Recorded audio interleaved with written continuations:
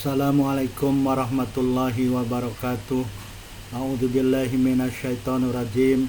Bismillahirrahmanirrahim. Alhamdulillahi rabbil alamin.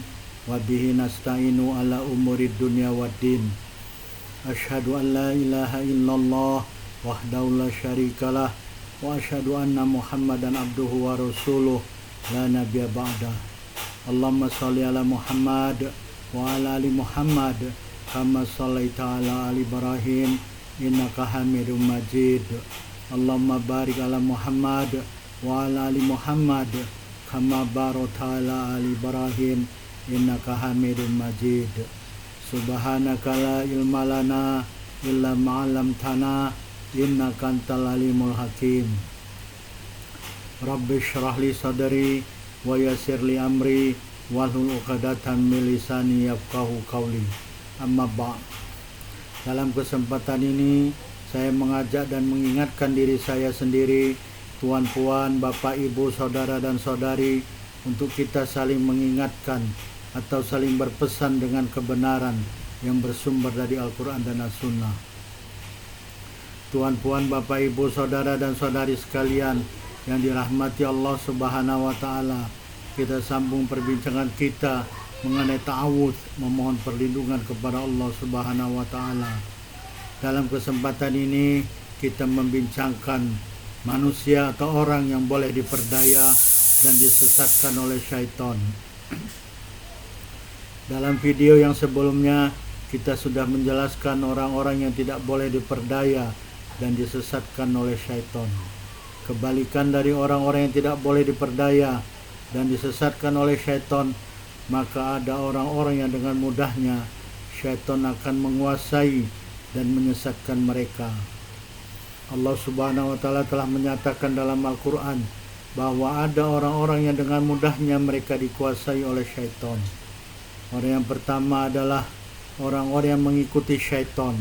Mereka ini adalah orang-orang yang sesat. Allah Subhanahu wa Ta'ala telah berfirman dalam surat Al-Hijr, surat ke-15 ayat 42.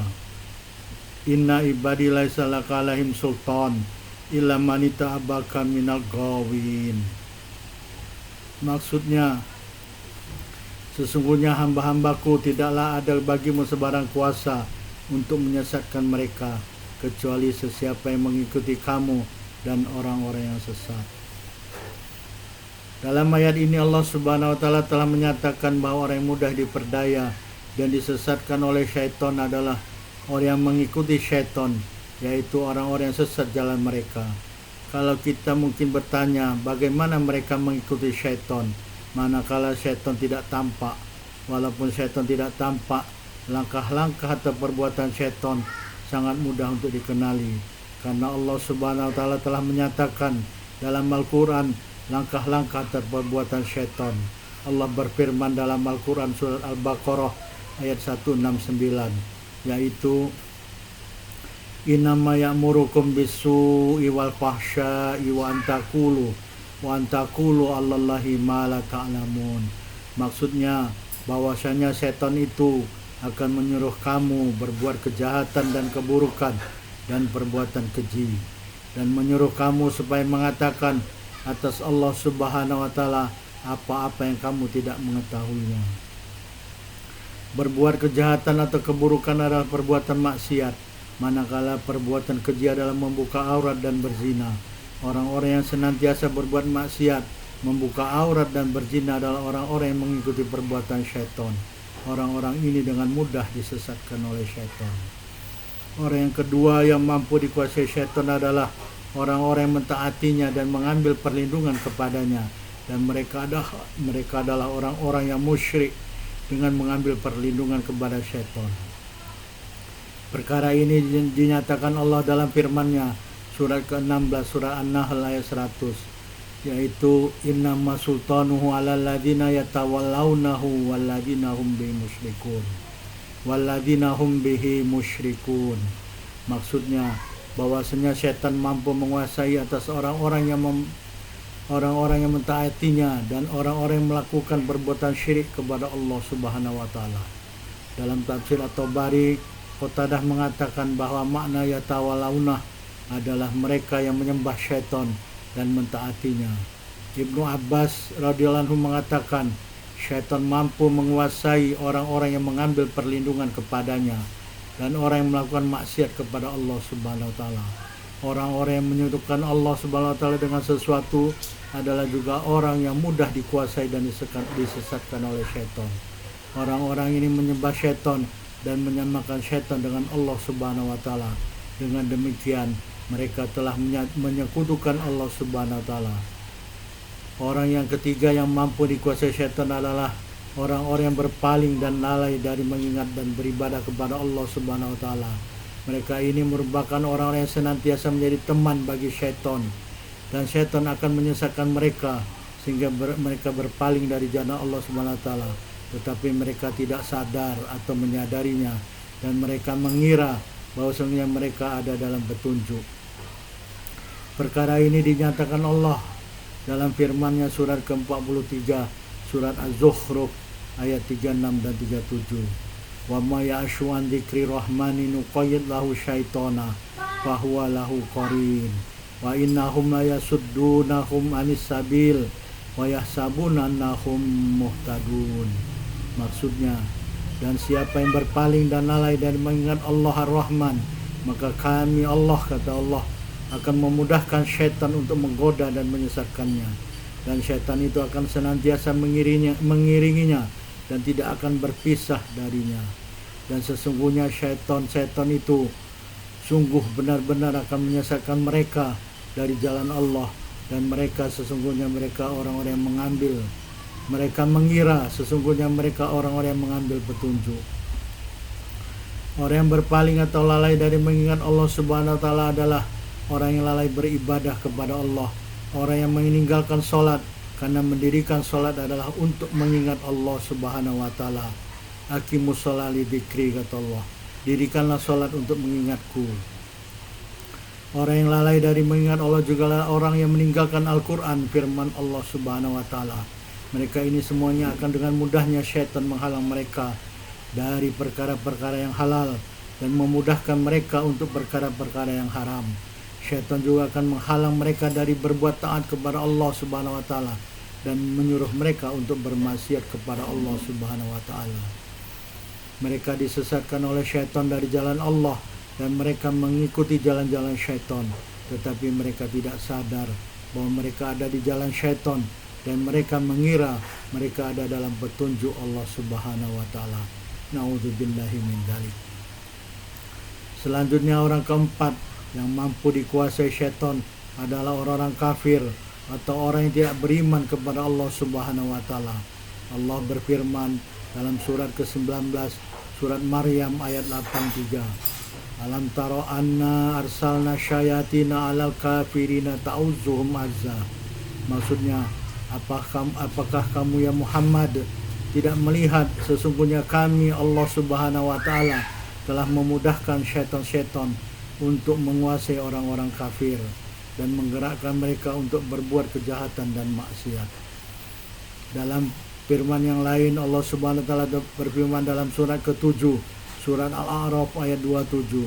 Inna ja'alna syayatina awliya'a lilladzina la yu'minun.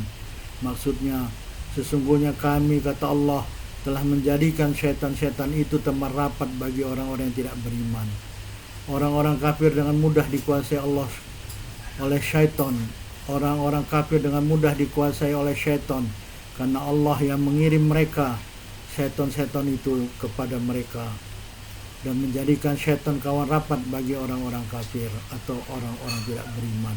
Kemudian setelah syaitan menguasai dan menjadi kawan rapat mereka, syaitan akan menggerakkan mereka untuk berbuat kejahatan atau maksiat. Dalam tafsir At-Tabari telah disebutkan bahwa Rasulullah SAW bertanya kepada syaitan, Fa akhbirni bi ayyi syai'in taghlibu bana Adam.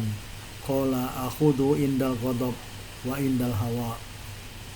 Maksudnya, Nabi SAW bersabda, beritahukan kepadaku dengan sesuatu apa engkau syaitan mengalahkan dan menguasai anak keturunan Adam. Syaitan mengatakan, aku menguasai mereka ketika mereka marah dan ketika mereka dikuasai hawa nafsunya. Hadis ini menunjukkan bahwa ada dua keadaan yang memudahkan syaitan untuk menguasai manusia, yaitu dalam keadaan marah dan dalam keadaan dikuasai atau mengikuti hawa nafsu. Telah diriwayatkan hadis dari Atiyah radhiyallahu anhu, beliau mengatakan Rasulullah SAW bersabda, Innal ghadaba minasyaiton wa inna syaitona khuliqa minan nar wa inna ma tutfaun nar bil ma fa idza ghadiba ahadukum falyatawaddo. Maksudnya, sesungguhnya marah itu dari syaitan, dan sesungguhnya syaitan itu diciptakan dari api, dan bahwasanya api itu dipadamkan dengan air. Apabila seorang dari kamu marah, maka hendaklah dia berwudu. Hadis Abu Dawud nomor 4784. Dalam hadis ini disebutkan bahwa marah itu dari syaitan. Syaitan itu diciptakan dari api, dan api boleh dipadamkan dengan air.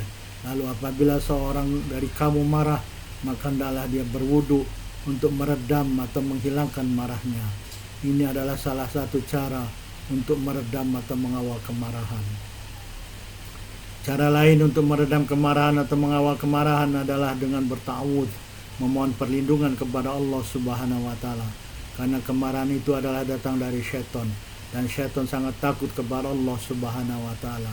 Sudah semestinya kita berlindung kepada Allah Subhanahu wa taala.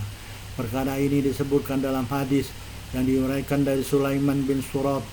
Beliau mengatakan, Nabi SAW bersabda, Istabba rajulani indan Nabi sallallahu alaihi wasallam faja'ala ahaduhuma tahmaru ainah wa tantafikhu audajuh.